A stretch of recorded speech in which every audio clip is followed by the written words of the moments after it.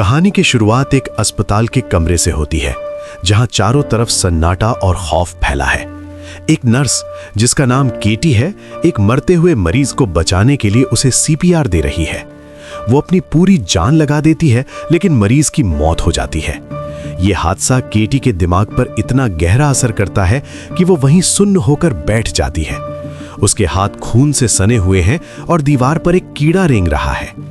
ये इस बात का संकेत है कि केटी का मानसिक संतुलन अब बिगड़ने वाला है।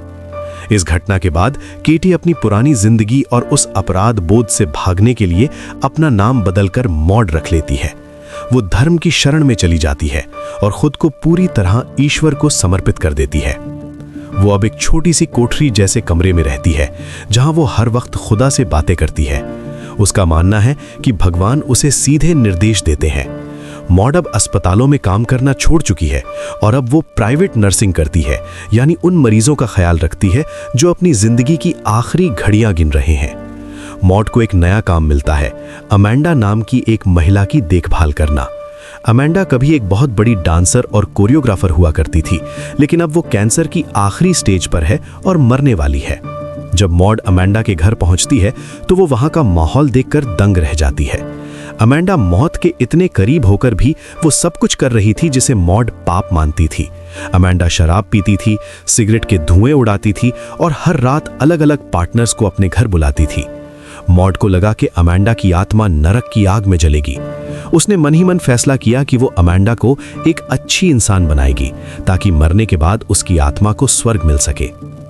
बातों बातों में मॉड को पता चलता है कि अमेंडा भगवान में बिल्कुल यकीन नहीं रखती। वो एक नास्तिक है। मॉड उसे धर्म और ईश्वर के बारे में बहुत कुछ समझाने की कोशिश करती है, लेकिन अमेंडा को इन बातों में कोई दिलचस्पी नहीं थी। उसी रात मॉड देखती है कि अमेंडा का एक दोस्त उससे मिलने आया है। मॉड को यह सब बहुत ही घिनौना लगता है। वो बाहर टहलने जाती है और जब वापस लौटती है तो अमेंडा का मूड खराब होता है। अमेंडा कहती है कि वो अकेलापन महसूस कर रही है। यहीं पर मॉड अमेंडा को एक ऐसी बात बताती है जो किसी भी आम इंसान को डरा दे। मॉड कहती है कि उसे किसी पार्टनर की जरूरत नहीं है, क्योंकि वो ईश्वर से इतनी करीब से जुड़ी है कि कभी-कभी उसे ईश्वर अपने शरीर के भीतर महसूस होते हैं। जब ऐसा होता है तो उसके शरीर में बिजली के झटके जैसा एक भयानक खिंचाव पैदा होता है, जो उसे एक अलग ही दुनिया में ले जाता है। अचानक घर की लाइटें टिमटिमाने लगती हैं और मॉड खुश हो जाती है। उसे लगता है कि भगवान उसे संकेत दे रहे हैं कि वो अमेंडा को सुधारने के सही रास्ते पर है।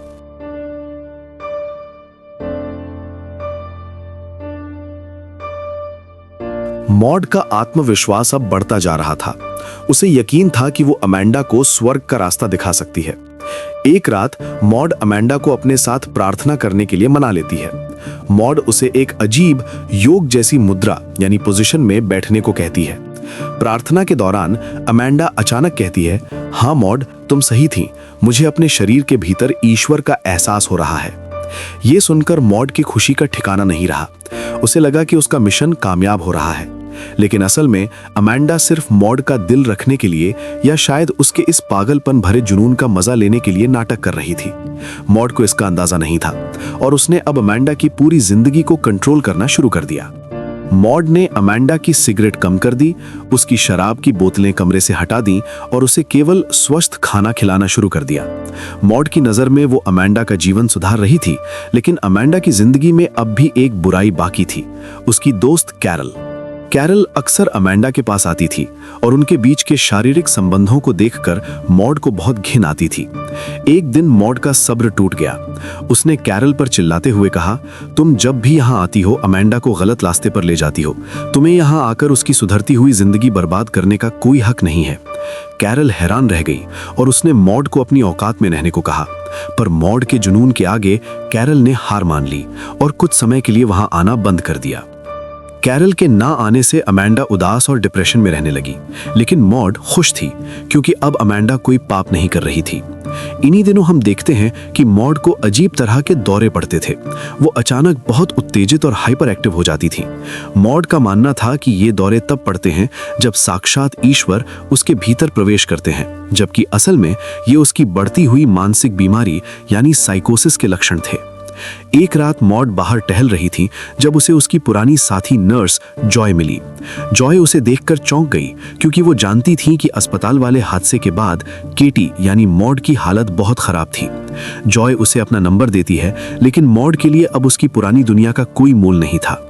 जब मॉड लौटती है तो उसे पता चलता है कि अमेंडा को सच पता चल गया है कि मॉड ने ही कैरल को घर आने से मना किया था। अमेंडा उस पर बहुत गुस्सा होती है। इस गुस्से से मॉड इतनी आहत होती है कि वो खुद को सजा देने का फैसला करती है। वो गैस के जलते हुए चूल्हे पर अपना हाथ रख देती है और उसे बुरी तरह जला लेती है।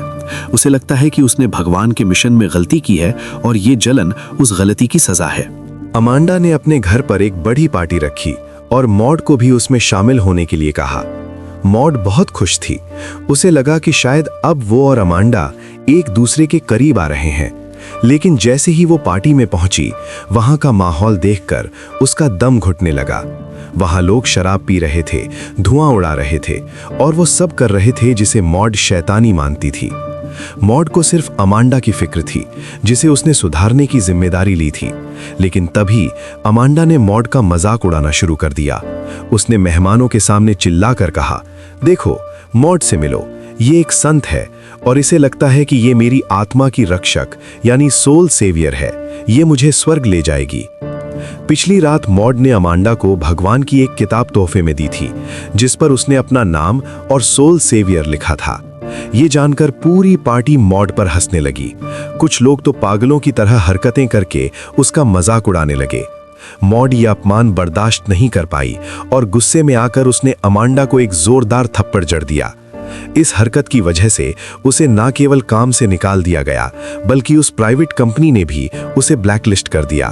अब मॉड अपने छोटे से गंदे कमरे में अकेली थी। उसका डिप्रेशन अब पागलपन की हदें पार कर रहा था। उसके हाथ का घाव, जिसे उसने खुद जलाया था, अब सड़ने लगा था और उसमें इन्फेक्शन हो गया था। जब वो आईने के सामने अपने कपड़े उतारती है तो हम देखते हैं कि उसके पेट और शरीर पर खुद को दी गई यातनाओं के अनगिनत निशान और घाव हैं। उसे लगा कि वो भगवान के मिशन में फेल हो गई है, इसलिए भगवान ने उसे त्याग दिया है। इस नफरत और अकेलेपन में मॉड फिर से वही सब करने लगी जो उसने छोड़ दिया था। वो बाहर गई, सिगरेट पी, बार में जाकर शराब पी और एक अनजान आदमी के साथ उसके घर चली गई। लेकिन जब वो उस आदमी के करीब थी, उसे फिर से वही शौक लगा। उसे लगा कि वो पाप कर रही है और भगवान उससे और भी ज्यादा नाराज हो जाएंगे। मॉड वापस अपने घर आई और रो रो कर भगवान से माफी मांगने लगी। वो चिल्लाई, अगर तुम मेरे साथ हो तो मुझे कोई संकेत दो। तभी अचानक मॉड का शरीर हवा में ऊपर उठने लगा, लेविटेशन। उसे लगा कि भगवान फिर से उसके साथ हैं, लेकिन फिल्म का माहौल इशारा करता है कि ये कोई ईश्वरीय शक्ति नहीं, बल्कि कोई बुरी ताकत या उसका अपना गहरा भ्रम, हेलुसिनेशन था। खुद को भगवान के और करीब ले जाने के लिए उसने खुद को और ज्यादा दर्द देना शुरू कर दिया। उसने अपने जूतों में नुकीले कीलें और पत्थर भर लिए और उनमें चलने लगी। खून से लथपथ पैरों के साथ चलते हुए उसे लगा कि उसका दर्द ही उसे मोक्ष दिलाएगा। मॉड के पागलपन ने अब एक भयानक रूप ले लिया था। उसे अपने कमरे के सन्नाटे में एक भारी और डरावनी आवाज सुनाई दी, जिसने कहा, ये तुम्हारी आखिरी परीक्षा है, इसे पूरा करो और फिर तुम और मैं एक हो जाएंगे। मॉड को लगा कि यह साक्षात ईश्वर की आज्ञा है। उसने खुद को एक योद्धा की तरह तैयार किया। उसने घर में मौजूद धारदार चीजें, कैंची और चाकू इकट्ठे किए। तभी उसकी पुरानी सहेली जॉय उससे मिलने आई, जो उसकी हालत देखकर डर गई। मॉड ने उससे बहुत अजीब तरीके से बात की और उसे वहां से भगा दिया। रात होते ही मॉड ने एक सफेद चोंगा पहना और वो एक फरिश्ते का रूप धरकर अमांडा के घर की ओर चल दी। मॉड के पास अमांडा के घर की दूसरी चाबी थी। वो चुपके से अमांडा के बेडरूम में दाखिल हुई। अमांडा अब अपनी मौत के बहुत करीब थी और बिस्तर पर बेबस पड़ी थी। मॉड को देखकर अमांडा डरी नहीं, बल्कि उसने माफी मांगते हुए कहा, मैं तुमसे माफी मांगना चाहती थी, मैंने तुम्हारे साथ बहुत बुरा किया।